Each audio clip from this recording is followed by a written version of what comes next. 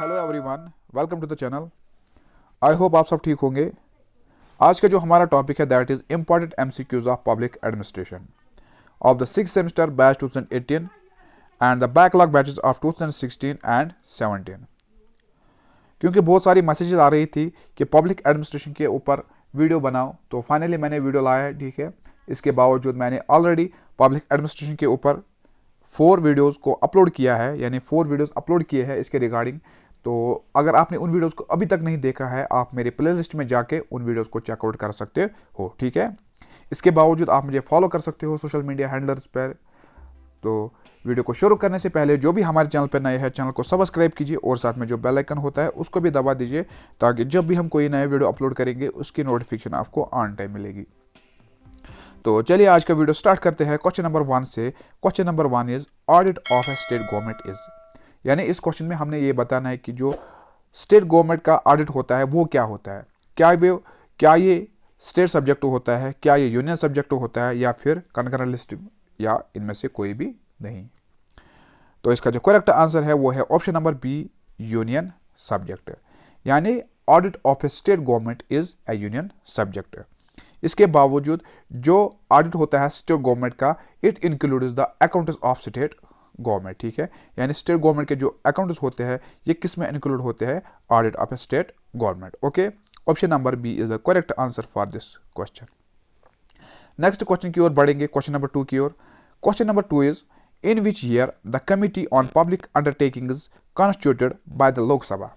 तो इस क्वेश्चन में हमने ये बताना है कि जो कमिटी है पब्लिक अंडरटेकिंग्स, ठीक है, इसको लोकसभा की ओर से कब कॉन्स्टिट्यूट किया गया था। और जो हमारी ऑप्शंस है वो है 1962, 1663, 1633, 1964 एंड 1965। ठीक है, तो इसका जो करेक्ट आंसर रहेगा वो रहेगा ऑप्शन नंबर सी, 1964। ठीक है, 1964 में यानी जो कमिटी है पब्लिक अंडरटेकिंग्स, इसको कॉन्स्टिट्यूट किया गया था किसकी ओर से, लोकसभा की ओर से।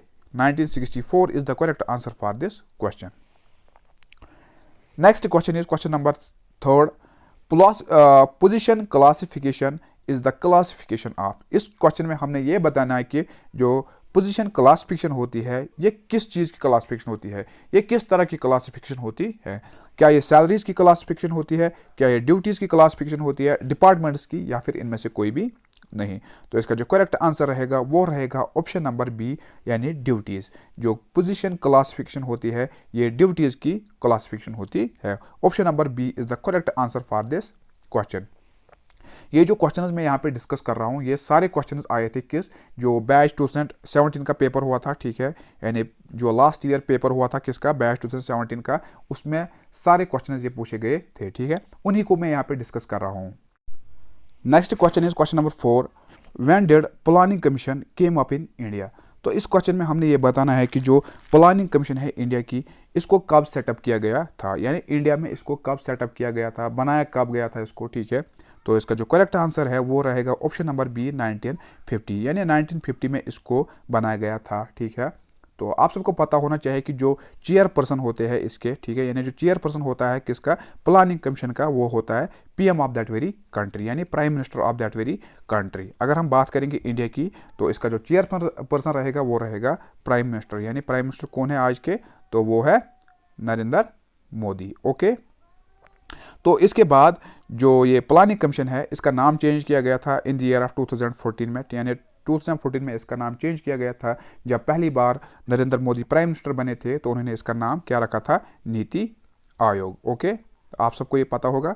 तो इसका जो करेक्ट आंसर रहेगा वो रहेगा ऑप्शन नंबर बी, 1950।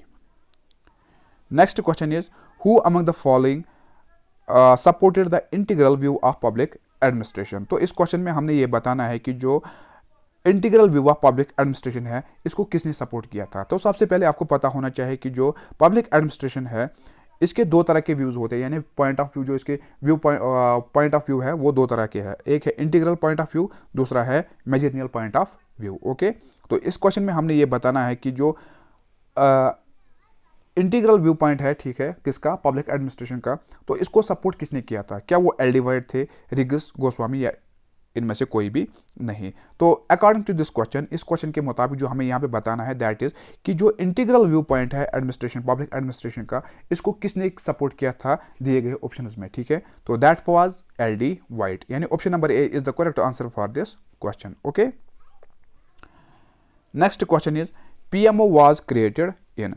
तो इस क्वेश्चन में हमने ये बताना है कि जो PMO होता है, सबसे पहले हमने पता होना चाहिए कि PMO हम किसको कहते हैं, यानी PMO है क्या, ठीक है। देखिए जो PMO है, it stands for prime minister's office. क्या होता है इसका मतलब, प्राइम मिनिस्टर्स ऑफिस। तो इसको इंडिया में कब बनाया गया था, यानी सबसे पहले जो PMO होता है इसको कब बनाया गया था, इसको बनाया गया था in the year of 1947 through, माने किसने इसको बनाया था, that was Jawaharlal Nehru. Okay, Jawaharlal Nehru की ओर से इसको बनाया गया था। ओके, यानी option number D is the correct answer for this question. Next question is question number 7। Question number 7 में हमने ये बताना है कि who is regarded as the father of comparative public administration. तो इस क्वेश्चन में हमने ये बताना है कि जो फादर है किसके, कंपैरेटिव पॉलिटिक्स के। दिए गए ऑप्शन में हमने ये बताना है कि जो हमारे ऑप्शंस है इसके अकॉर्डिंग जो कंपैरेटिव पॉलिटिक्स का फादर है किसको माना जाता है, क्या वो F. रिग्स है, साइमन हिक्स, या फिर इनमें से कोई भी नहीं। आप सबको पता होगा कि जो FW यानी फ्रेड W. रिग्स, इसको कंसिडर किया जाता है father of comparative politics. Okay, यानी option number A is the correct answer for this question. Okay, next question is question number 8। The classical theory of public administration was developed during. तो इस question में हमने ये बताना है कि जो क्लासिकल थ्योरी है पब्लिक एडमिनिस्ट्रेशन की, इसको कब डेवलप किया गया था। क्या इसको डेवलप किया गया था during the first half of 20th century या second half of the 20th century, both of the above, या इनमें से कोई भी नहीं। तो इसका जो करेक्ट आंसर रहेगा वो रहेगा option number A, first half of the 20th century. Okay, next question is question number 9। Question number 9 is public administration in India is largely a legacy of. तो जो ये पब्लिक एडमिनिस्ट्रेशन है India की, it's a largely legacy of. तो किस चीज़ की, मतलब किस एडमिनिस्ट्रेशन की ये लेगेसी है। तो क्या ये मुगल एडमिनिस्ट्रेशन की लेगेसी है, क्या ये ब्रिटिश एडमिनिस्ट्रेशन की लेगेसी है, अमेरिकन एडमिनिस्ट्रेशन की लेगेसी है, या फिर ऑल ऑफ द एबो। तो इसका जो करेक्ट आंसर रहेगा वो रहेगा ऑप्शन नंबर सी, यानी public administration in India is largely a legacy of American administration. Okay, option number C is the correct answer for this question. Next question करते हैं आज के सेशन का लास्ट क्वेश्चन भी, that is who coined the term development administration. तो इस question में हमने ये बताना है कि जो टर्म डेवलपमेंट एडमिनिस्ट्रेशन है इसको किसने दिया था पहली बार, ठीक है। देखिए जो हमारी ऑप्शन है वो है F. Riggs, UL Goswami, Simon, none of the above. अगर हम बात करेंगे UL गोस्वामी की, ठीक है, UL गोस्वामी जो थे ये एक इंडियन स्कॉलर थे। इन्होंने एक आर्टिकल लिखा था जिसका टाइटल था द स्ट्रक्चर ऑफ, ठीक है, the structure of development in India, यानी the structure of development in India, जो कि पब्लिश हुआ था इन द ईयर ऑफ 1955, यानी 1955 में ये पब्लिश हुआ था। इसी आर्टिकल में पहली बार उन्होंने इस टर्म का इस्तेमाल किया था, दैट वाज डेवलपमेंट एडमिनिस्ट्रेशन, यानी डेवलपमेंट एडमिनिस्ट्रेशन का पहली बार UL गोस्वामी की ओर से किया गया था। यानी जो टर्म पब्लिक एडमिनिस्ट्रेशन है इसको पहली बार कॉइन किया था किसने, UL गोस्वामी ने अपने आर्टिकल में, जिसका नाम था यानी जिसका टाइटल था the structure of development in India, जो कि पब्लिश हुआ था इन द ईयर 1955, ठीक है। यानी option number B is the correct answer for this question. So that was all about today's topic. Hope you like this video. अगर video पसंद आया तो वीडियो को लाइक कीजिए और अपने फ्रेंड्स के साथ शेयर कीजिए, और अगर आप इसका पार्ट 2 भी चाहते हैं तो कमेंट कीजिए, ठीक है। मिलते हैं इंशाल्लाह नेक्स्ट वीडियो में, तब तक के लिए अल्लाह हाफिज़।